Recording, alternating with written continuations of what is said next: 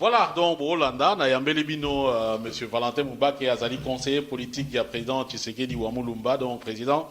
Il y a UDPS, il faut ajouter aussi président, il y a conseil de sages, il y a rassemblement. Alors, question na bato bazo mitu na mwebele, yo zalaki na yote, peut-être oyebi na yote, poto monaki na Genval, bato bazalaki belé.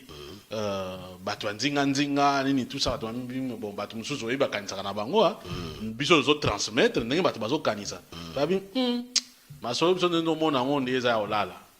C'est comme si vieux chichi bazingi zingi ye et puis en contrepartie il faut y pas atia moi tremplin pour mutu mususu aya a sauter wana pour azo mwa bokonzi.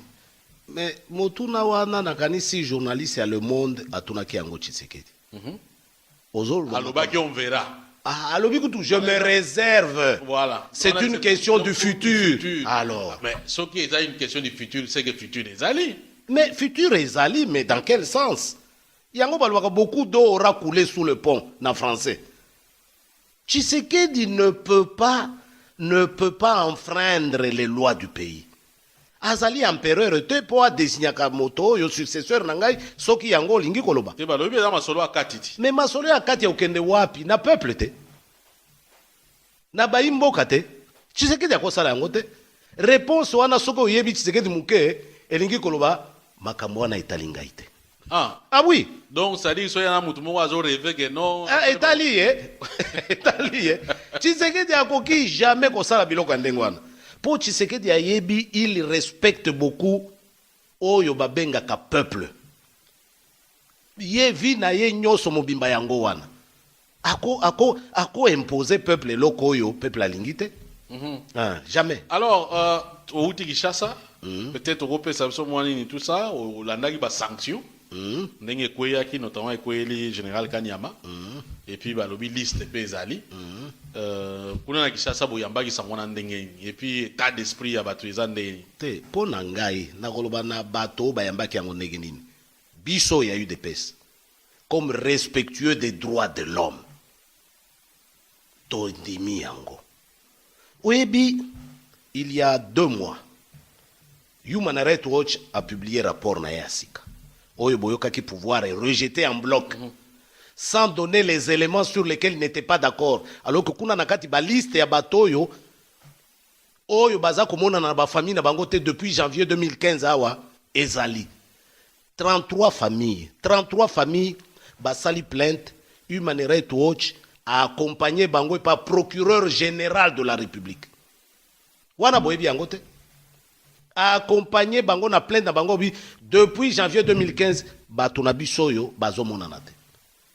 Alors, ce qui tokamati récemment, fausse commune à Maluku, 422 personnes. Balwana bino ba morne. Yo si omona morne à 1m70. Si omona morne à 1m70. Alors, et comme il lokola, vie à batoueza na valeur te. Ngai soki na lingi na manifester. Mais quelque part, pas si c'est la bino bakuluna quand même. Oyebi, la vie humaine est sacrée. Parce que les autres autour tanga wa keno na mainjili ba moni ba ko rezo ko kita. Mais lobi ya ba kuluna. Yango na zolo ba la vie de l'homme est sacrée. Et loko wana ya koboma moto.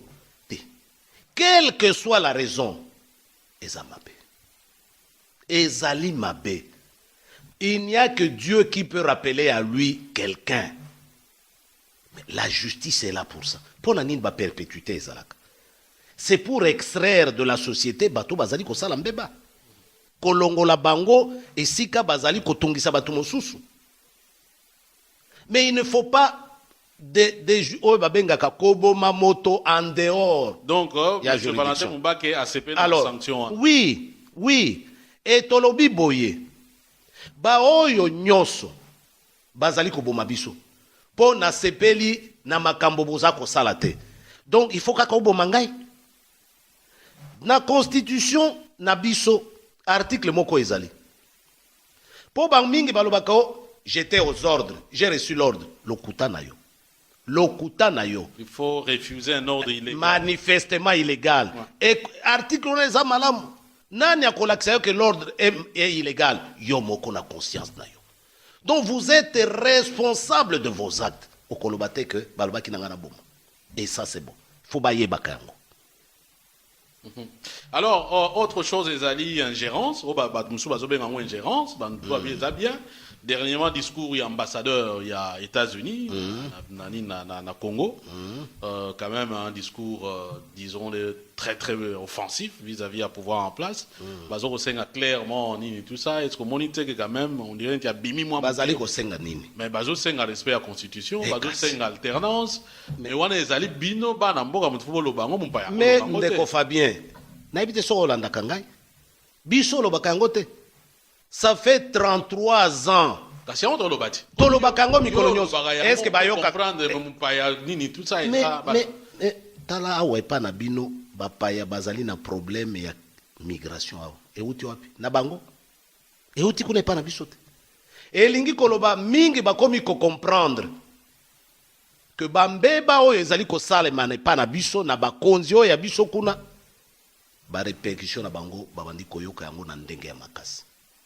Ils ont donc intérêt, pas l'oba non, kobomaka batute, mbongo ya l'État, il faut tiango na kese ya l'État.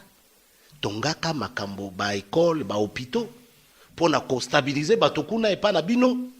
To sengi bino mbongo na bino wana te, mais pour nous éviter des problèmes ici chez nous. Mabeni nezali wana. So qui peut tokamati ingérence yango. Ingérence yango. Mais ndeko Fabien. Longola MONUSCO na Congo, qu'est-ce qui reste là-bas?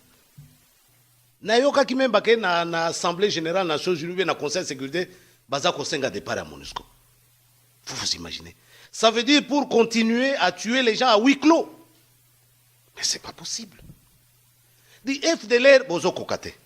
ADF nalu bozo kokate. To epipe ba mususu ba koboma, ba kobima. Oh, combien qu'on a, c'est plus d'une vingtaine. Ingérence. Ouais, les ingérences, c'était. Bon, de toute façon, on peut ingérence humanitaire, on peut Zalaga. Voilà. Donc, parce que bah, na soki baza bah na ba otiga également bah mabango et puis mutu mususu azotala. Donc voilà, il a un discours il y a ambassadeur aux États-Unis et beaucoup bah congolais belé beaucoup bah kamwe ya lobi lingala. Mais oyebi likambo ya minoko ya mboka wana. Un, ça vous montre bien que ces gens-là ne choisissent pas leurs ambassadeurs au hasard. Omoni ba prémisse d'une superpuissance. Donc à côté d'habiter la terre, où est la kuna na affaire étrangère de poste moko eza vacant. Est-ce que vous avez moto moko tokoti na kuna? COP. Vous voyez. Donc ces gens-là ont des critères de choix. Moto wana, je me rappelle même swing parlait lingala. Ba expression est belle. On l'appelait même Coco swing. Ouais. Voilà. Donc avaba pona moto, ba yebi profil ya moto wana. Yami balé. Tika petolo bakali kambo wana. Ambassadeur des États-Unis azolo ba lingala na Congo. Kana tika jamais koyoka Kabila azolo ba lingala na Congo. Jamais. Mais je dis bien jamais. Biso na lobby yokanano. Si, na lobby te que alobaka munoko ya Congo te Swahili alobaka yango. Encore que Swahili wana ezali Swahili grammatical. Balobaka yango na Congo te. Ezali oyo grammatical. Sikwe lingo lobani. Elingi oyo penza babengaka na Swahili sarufi. Mingi soki abeti yango. Mingi bakoyoka te. Mingi bakoyoka te.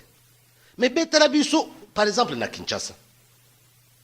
PPRD. Bosa la meeting na chef na bino abeta lingala nano. Ambassadeur des États-Unis azolo bana lingala. Ben biso lo baka on a émission mais batebe ba comprendre gité tout le monde ba tout ba critiquer biso. Ce que nous voulons dire tout simplement peut-être de façon clarifier en le disant au lobby te que non akolo ba Swahili te akolo ba ki Congo te nous. Tolingi to ba que non aza quand même président da. Oui. Na mboka ya vandi na capitale quand même lingala quand moins même. des choses quand même les loso capitale ya na Goma capitale ya na Lubumbashi on voit mal soko yo président oza originaire à Bandundu au ça la 15 ans au le baka Swahili te mutumo on mangwa ça te oyebi que epesa biso pokoso na betela oli solo to utiawa na Bruxelles na président Tshisekedi to sali Allemagne to kamati Qatar Airways toeko kita na Kenya Lubumbashi toza na kati avion na président Tshisekedi na bina yo koloba lingala te na Lubumbashi mais sikoyo na préparaki penza Swahili na ngai shute na bite okopesa même batumbote na Swahili mais na lobi na yo président Tshisekedi akiti na Lubumbashi tala bato place ya meeting wana aye kobeta 3-4 minutes ya Swahili esengo ya ndenge wana bato babi oui oyo penza za ndeko na biso mais c'est tout à fait normal yo kende kolobela bato Lubumbashi na Lingala du début à la fin voilà donc il faut comprendre biso to salaka yango na président Tshisekedi bato ba bien olandaka biso ndenge toujours ba kobimisa biso na nini te makambo lobité donc c'est qu'on voulait simplement ko kolakisa nini wana ezali non voilà président avai na Kinshasa ezali capitale ya mboka na capitale wana langue balobaka ezali Lingala donc parce que sengeli communiquer na bato na yo et sengeli quand même hein moi de temps en temps moi-même, 2 minutes, moi, les solos, et ça, là, moi, bien. Adhésion de Goya. Mais biso, yo, linga les langues maternelles, biso te. Ah. Alors. Voilà. Alors, maintenant, tous les gars, tu comprends, na moi, souka, n'a reposé question là parce que bendaka peu polémique. Parce que j'avais stigmatisé, notamment, dès qu'on a vu son monsieur Yakivu, mais, bazali na gouvernement. Apparemment, tu peux pas comprendre qui était. Lelo Oyo, naza congolais, oza congolais, mais le Congo c'est quoi? Le Congo, ils ont les lois ensemble, il y a la population, ils ont na Est à pays, na Goma, na Bukavu, ils ont na Bandundu, ils ont na Équateur, ils ont ainsi de suite. Donc, mutna mutu, tu outil quelque part. Ils ont des outils, voilà, ceux qui n'ont pas comme congolais, tout le monde a fait, ils ont fait ça, c'est un problème, mais là, nous savons identifier que yo outil na Kivu, na Sud Kivu plus précisément. Mais ma kambo ele kaka na beni wana. Nenga na koki koyeba ke nombe voilà nga za muto bandundu. Prom soko ele kaka même na kikwit. Je peux me dire tiens, li kambo eko za la boy. Mais yo za muto akuna lelo na zuip na un leader ya Kivu. Est-ce qu'on peut expliquer na ba congolais c'est quoi cette histoire? Lelo 9 bakufi. Kuna lobi kuna 20 bakufi. Après 2050 bakufi. Et puis ba on a façon moko na éviter crioter même si mon bout à la mabe avouons quand même que ma kamwana to tika mona ngote to tika ko mona ngote est-ce que ça l'information ko iko pesa biso sur makambo ele kana beni kuna oyebi makambo ya beni ezali soni pona biso ba congolais soni polo bake ba konzaka biso okoki kondima te ke na mboka oyo tokamata ba FDLR ba interam oyo bakima Rwanda na 94 22 ans Kabila lobaka soko sangisi bango basi mibali na bataba 6000 hommes ça veut dire quantité négligeable eloko moko te sikoyo FARDC na biso eloko ya makasi soki 100 000 hommes kamata MONUSCO 20 000 hommes na bibundeli ndenge na ndenge même ba hélicoptère lance roquette bazala incapable ya kosisa biso likambo wana natiki nano MONUSCO pembeni po eza mosala na bango te ezali mosala na bango te. Il n'y a pas de MONUSCO au Rwanda. Les FDLR nous font la guerre depuis 20 ans pendant que le Rwanda est en paix. Mais c'est bizarre. Les ADF Nalu nous font la guerre pendant que ba FDLR bazako salabi bazako bundisa biso mboka na bango Rwanda kimia non ba FDLR ba FDLR oui kimia na kubetela yo lisolo moko général rwandais FDLR Hutu Paul Rwarakabize oki kombwana Paul Rwarakabize ye moto azalaki chef des opérations ya ba FDLR un colonel ya Biarimana ye moto abanda coordonner ba opération nyonso ya FDLR ami bombarda titre général. Rwarakabize est rentré au Rwanda chez lui tranquillement batuni eme bambula nyonso wana obanda kozwa bibundeli wapi on s'approvisionnait dans les dépôts de FARDC toza kozwa ba arme na ba dépôt ya FARDC. Vous pouvez vous imaginer Vous pouvez vous imaginer ça. Mende ye moko na point de presse Mende au Malanga Kinshasa.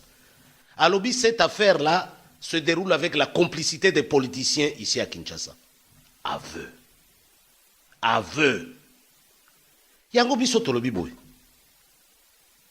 Le problème wane a ba FDLR, ba M23, ba Adef Nalu, de yo zali Adef Nalu à Erengeti, à Beni, à Oicha, presque à la frontière avec l'Ouganda, yo attaqué le gouvernement Ouganda te. Po ozali rebelle contre Museveni, ozelaka nini mpo attaquer ye. Kaka kokataka batu kingo, bato baza ko héberger yo soi-disant. Wane komi mise en scène. Et ils allaient mise en scène. Cette affaire-là s'est montée de toutes pièces. Et la solution est simple. Congo, il faut changer leadership. Mokolo koyo kake régime o isili makamunyo sonampe isili. Ezando te. Poto yebi makamunyo sonampe. Bato baza kozwa bibondeli na bango epa na biso. MONUSCO asalaka rapport moko ya ba généraux moko na kotanga bango te. Que bateka ka ba arme pa banguna. Vous pouvez vous imaginer ça. Yo mongo tanga kombo. Et vous imaginez motondenge wana aucune sanction nationale. Mais au contraire, ça allait à promu. Alors, voilà les termes. Alors, donc oza komona eza ba mise en scène. Mise en scène on a tokolorango te tant que régime wana ezali wana. Bomiko sa te. Nous avons plus d'arguments poto lo ba makambo ya alternance, c'est devenu ekomi lokola eloko ya libiki ya mboka wana na biso nyonso tofana na mboka wana. Ekomi libiki ya biso nyonso. Olinga biso te. Olinga makambo tozolo ba tolinga ngote. Nous devons arriver, il faut toko bati na ko changer régime. Le plus tôt serait le mieux. Yango musala tozanango. Voilà, merci en tout cas ndeko Valentin Moubake ndengo yokota la biso voilà tout ce qui na note wana tout ce bino pe moi temps ebelé Tokoli qui a été un jour sur Ozara en Belgique bien on légui en Europe moi coup de fil to yamba on est to yambi. Merci. C'était en tout cas un plaisir pour nous. Merci pe bino bandeko balane pour la biso. So moi koko so ezali toujours hein, moi ba critique ils a toujours les bienvenus to bongisa toujours pour na bino et puis je précise bino musu to ba so to ba vérité musu to salango contre batuté. Parce que la vérité peut faire avancer Mboka Nabiso. Nous n'avons qu'un objectif, c'est que le Congo est bien. Le reste, c'est l'accessoire. Donc, ceux qui osent quelque part au CPLT ou bien ceux qui ont tout ça, ils ont des mitas là. Pourquoi Biso Makambo bien pour le Congo, il y a au CPLT. C'est la vraie question que tu dois te poser. Parce que tu as bien pour le Congo. Il y a au CPLT pour Nanini. Et c'est ce qu'on a réellement congolais. Voilà. Merci en tout cas, Biso. Merci encore, M. Moubake. Ndeko Fabien, Natondi Ope Botondi. Merci Mingi. Voilà, donc on reste toujours branché dans l'émission Nabino et puis Peace and Love. Comme on dit toujours, ce qui est dit, est dit. Merci. Oh, yazala mato ya koyoka. Ayoka. Voilà.